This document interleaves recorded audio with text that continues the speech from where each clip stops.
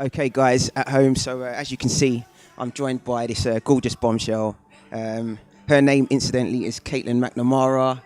She's got the smile to go with it. Caitlyn, thank you for coming and joining me on the sofa. Thank you very much. I'm really happy to be here. That's it. So you're going to be performing tonight. Obviously, you're one of 8 artists. We're very excited. I mean, I'll be honest with you. I get a list of all the artists the night before the show, and I get a good opportunity to see which ones are going to be my favourite. I know it sounds a bit awkward now, but you are kind of my favourite so far. So tell me a little bit about how obviously you started out into music in the first place. Well, I grew up in Holland, and I started playing guitar at the age of 11. And my guitar teacher gave me the opportunity to perform a few songs on stage with my guitar. And I was terrified. I thought it was one of the most horrific things ever beforehand. But when I was on stage singing, it was wonderful and I loved it. And I've been doing it ever since. Very addictive. Yeah. Well, I can see you're obviously a natural. I mean, I've been watching quite a few of your videos an unhealthy number of times. No, but genuinely. And what I've noticed, you've got quite a few covers. And I also think I discovered an original. What's the name of your original song?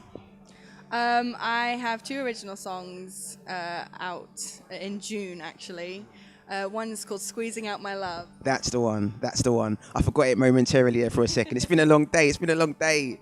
Exactly. And I've obviously seen your cover with the James Brown cover, which is A Man's World, which kind of freaked me out a bit because you're holding a teddy bear and you're singing to it quite passionately.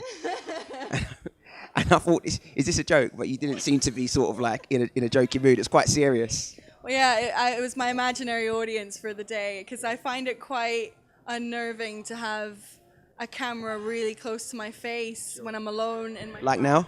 Yeah, like now. But no, because this is a conversation. It's different. But I needed I need some support, and he was my only fan at the time, so I needed. Albeit inanimate.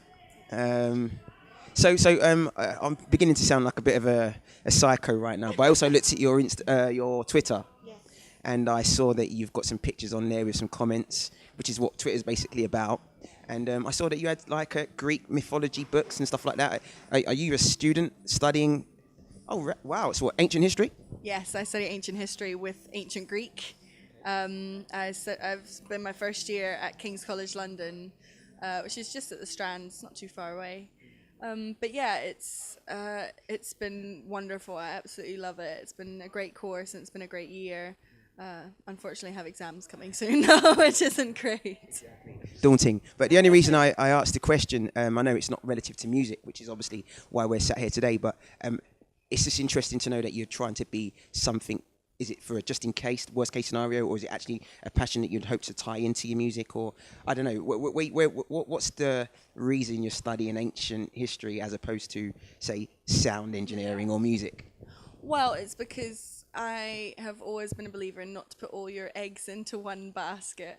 And I wanted to develop other interests of mine, and one of which was history, and I'm very passionate about that.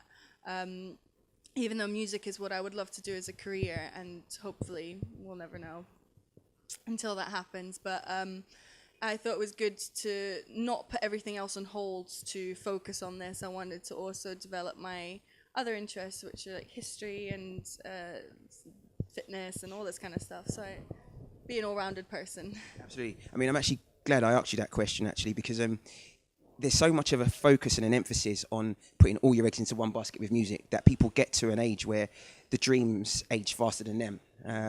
And when that happens, you literally, your life can sort of amount to nothing, for want of a better way of phrasing it. But nevertheless, if we can encourage this sort of attitude where more artists are actually out there thinking about worst case scenario, not to put a negative a tone to the career, which is blossoming, as I can vouch for just by listening to you. No, I mean, we get a lot of people come through at music, and it's no mean feat actually getting a slot. So testament to the fact you're sitting here means you must be very good. But yeah, but it's good to obviously know that there are people out there thinking about worst case scenario. So that's why I asked you the question. So what sort of influence did you have, like, sort of before you became a music artist, or even currently? Well, this kind of shifted when my earlier years. I was a big Avril Lavigne fan. I just sat there with my guitar and wanted to be as good as her. And in my teenage years, it very much shifted to the big powerhouses like Whitney Houston and Mariah Carey and Aguilera? Christina Aguilera. You know what? I actually thought you were going to say that. Oh yeah, I'd listen to techniques she would use and try and imitate them for hours and hours on end until my mom would come into my room and say, "No, you need to just shut up now. We've heard that riff about 500 times." But yeah, and recent years, very jazzy. Etta James, Adele, all these kind of... Eclectic. Yes, definitely. It's all these... A plethora of different genres. So what's in the pipeline currently? I mean, you spoke briefly about 2 singles that you've got at the moment. Is that part of an EP, or, I mean, what's in the pipeline for Miss MacNamara? Well, I am currently unsigned, but I'm working with Downtown Artists in Soho on these 2 tracks, and they are going to release them on June the 1st on iTunes, Amazon, Xbox, also all these different platforms. So yeah, once they're released, we're going to try and start promoting me as an artist to hopefully get a record deal. Sure.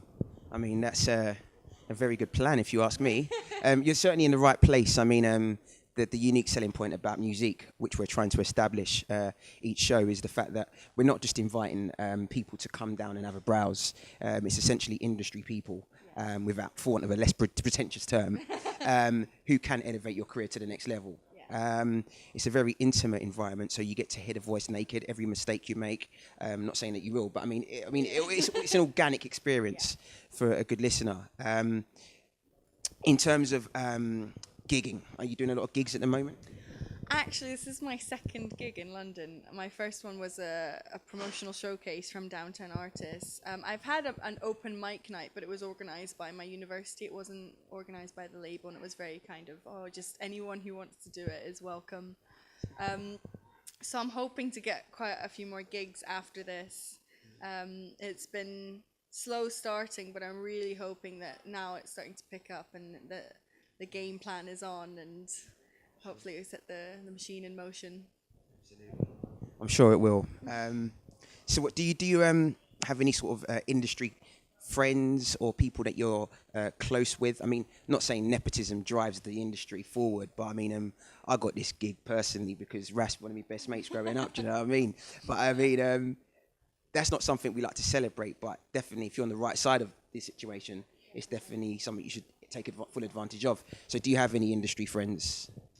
Well, Downtown Artists, obviously I auditioned for them, and the reason I got this gig was because they set me up with Band Vault, who are wonderful and lovely and always really cheerful, and I love working with them. And that's the videos I saw. They were by Band Vault. Yeah, exactly, Band Vault TV. And Christina phoned me up and said, Christina, Miss Shah, phoned me up and said, "We've got this gig and we'd like you to come to it." So yeah, I really enjoyed the fact having some connections from previous gigs could lead to new ones, and it's really exciting. Well, we're meant to be running quite a tight ship today, so I'm going to have to sort of cut it to a halt. I know, I was just getting into my groove. I was just starting to enjoy this interview, but I mean, I'm sure we'll get more opportunity to speak to you a bit later. Yes. But nevertheless, enjoyed tonight. Thank you. And thank you for joining me. Thank you very much. Miss MacNamara.